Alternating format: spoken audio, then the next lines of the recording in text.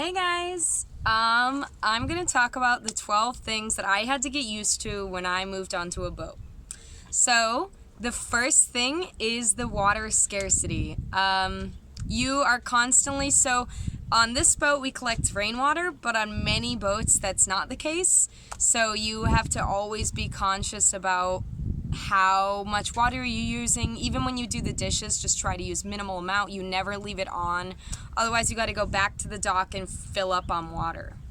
And that costs money. So you're always being conscious about how much water you're using, including drinking water. I mean, you don't limit yourself, but it's scarce. Like, you always got to buy more unless you have one of those awesome osmosis machines.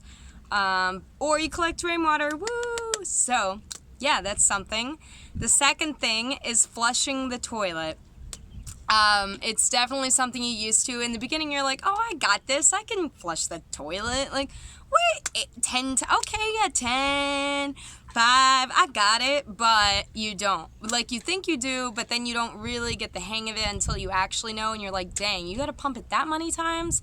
Oh, fine. Like, for example, like, my mom, she came to visit, and I told her how to flush the toilet, like, she knew, but she still called me from the bathroom, was like, Savannah, help. And so, I went in there, and it was gross, and I had to flush it for her because she couldn't take care of it. Even though I told her how to do it, she tried, but she just couldn't really figure it out. So, flushing the toilet's something you get used to. Otherwise, it can lead to complications and terrible, disgusting problems like clogs. They're not easy to fix, and they're annoying.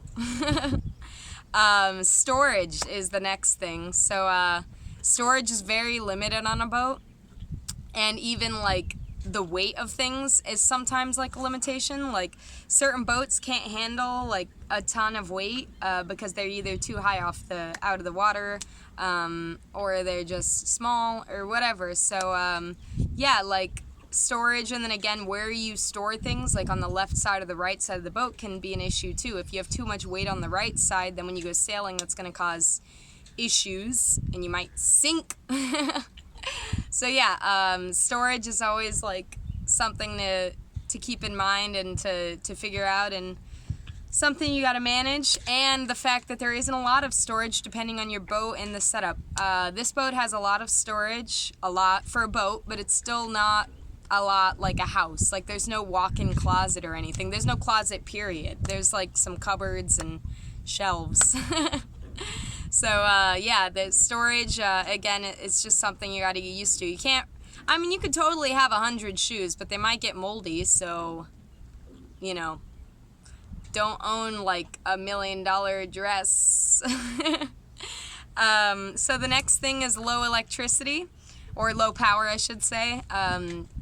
I think, and I should have said in the beginning, if you're a millionaire, none of these things apply to you. You are the exempt from, or the exception to all the things I'm going to mention, because your yacht probably has a surround sound system with a giant TV, which I don't even have a TV. But this is for the average, or the regular seaman with the old 70s boat. So low power is definitely something that most people work through, at least at some point or another, and you fix it by getting better or more solar panels or a wind turbine, or you get better batteries, more batteries, somehow try to manage it. But it's something that you're always conscious about. It's always in the back of your mind, oh geez, how much power do we have? And you can't get really complicated things, especially in the kitchen. Forget about crock pots and blenders, although I do have a blender, but most things like electric can openers, forget about all that stuff. There's not enough power for any of that. Even the laptop, which I work on my laptop, it kills the batteries, so I always have to be conscious about that and unplugging it and everything.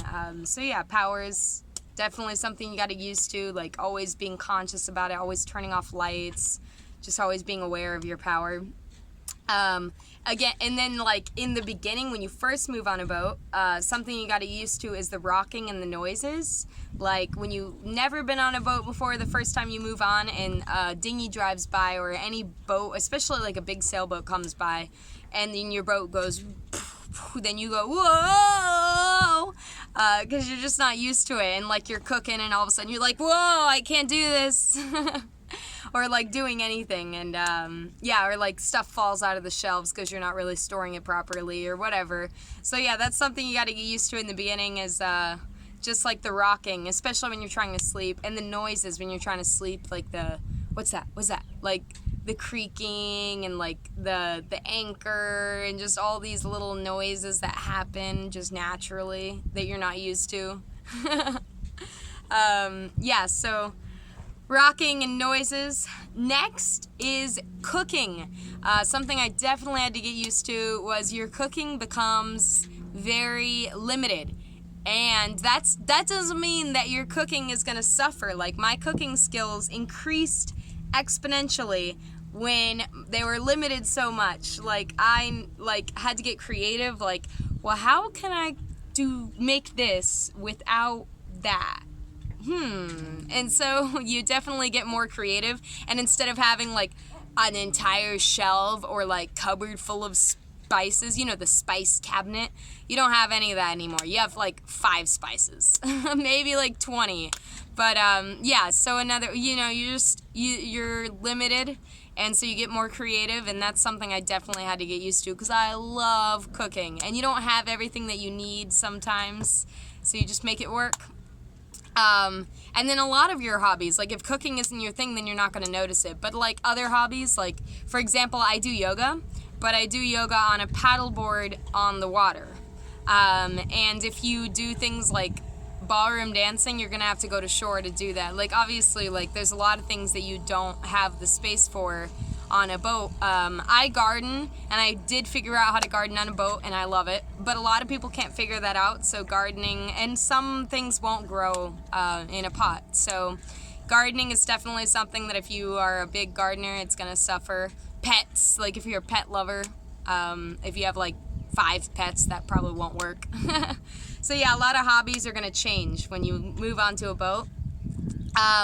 The next thing is the lockup is so different. So you don't like lock the door when you leave. Like when I used to leave my house, I'd like lock the door and double and triple check that I locked it, and lock my car and lock all that stuff, but you don't really lock anything. But there was a time where I forgot to close the hatches. The hatches are the little windows like on the ceiling. And it started raining, and I had to run back to the boat. I had to like leave work. I was like, I am so sorry, but can I leave early today? It's raining and the hatches are open. So that's something you definitely have to get used to. And like before you go to bed, otherwise you're gonna wake up soaking wet, or like just wake up to the noise of rain pouring into the boat, and that sucks. So like that's a different kind of lockup that you got to get used to. Like instead of locking the door, you got to close everything up, like the hatches, the companionway hatch, like everything. Like close it all up before you leave, because it could rain. You never know. The next thing is walking around on the boat. Like in the beginning, like right when you first move onto a boat, you're gonna be like a little rusty, or like off-footed and like off balance, because you can't do it yet, and you're like you're so overly cautious when you're stepping and stuff. Because it's just something you got to get the hang of with time. So yeah, after a while you just get used to it. It becomes second nature to walk around like climbing over things and stuff. But in the beginning it's weird, and you're like and you like can't balance as well and stuff. But yeah, that's one thing. The next thing is bugs. I have to admit, I have a roach problem right now. It sucks. So it sucks because like it was here before I even got on the boat, just so you know, FYI, and it just got worse and worse. So yeah, like bugs and rats or anything like that is something you have to be so careful about, like, because once they're there, they're so difficult to get rid of. Like there's endless cracks in a boat, and they could just dwell in a boat for forever because they eat anything and everything, like even rats. Like rats will just eat whatever, and roaches even eat like wood and like decaying things. Like they eat anything. So they're so hard to get rid of. So you have to make sure you don't get them when you live on a boat. And that means like cleaning to the max, like wiping the counters every time, all the time, like just even if they don't look dirty, like just cleaning, always doing the dishes. Like you can't leave them overnight. Like always cleaning things, like wiping. It's like if you don't wipe the cabinets and stuff, when the food had spilled and you didn't even know that some crumbs got in there, that's roach food. And you gotta vacuum like all the time, because otherwise, roach food. So yeah, that's something like I'm usually super against poisons and whatnot, but I'm also super against roaches living in my living space. So I got some borax and I'm still trying and I'm still struggling. The most thing that I do is like just clean a lot and like just every night make sure everything's clean before you go to bed. But yeah, just try to prevent them from getting them, period, if you can. Like always just try to stay clean. But yeah, you have to make sure you close everything, like close all, you can't leave any open containers or any open food.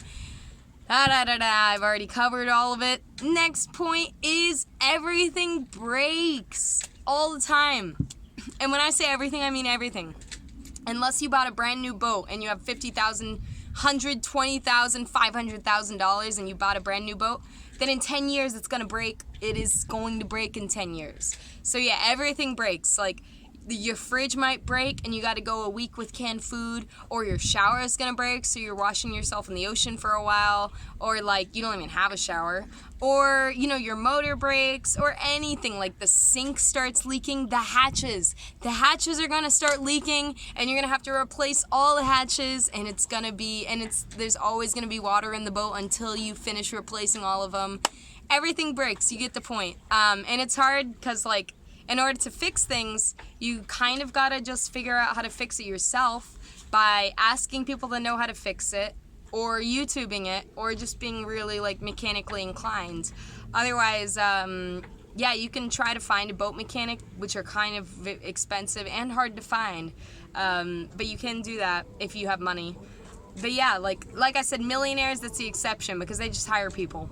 But it's not like on land when your washer breaks. On land, you just go to Sears or whatever, or call somebody. It's not that easy. You usually have to fix it yourself.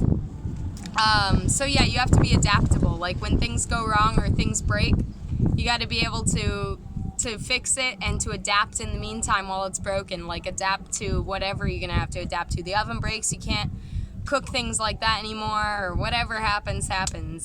And then last but not least, everything is a workout. Like everything is active and a little bit difficult, like pulling up the anchor, scrubbing the bottom of the boat, even just pulling up my paddleboard, like everything's a workout, and you're like everything is active, like paddling to shore, jumping down the stairs, like all the time. Everything is just like it's not really a lazy life. Well, I've seen people make it a lazy life, but they probably have a super active first mate or husband or whatever, because it doesn't really go hand in hand, like lazy life and boating.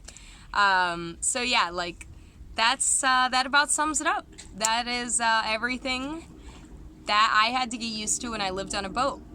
Oh, if you're into creative writing, I always forget to mention this at the end of my videos, but if you like poetry, if you dig it, if you want to read some poetry, if you got 5 minutes, then check out my website. I'll put the link in the description to a poem about ocean, actually specifically bioluminescent plankton. So yeah, I wrote a little tiny poem about my experience with them in the ocean, and if you want to read it, check it out in the description. Otherwise, have a great day. This video is super long. I hope that was okay. Bye.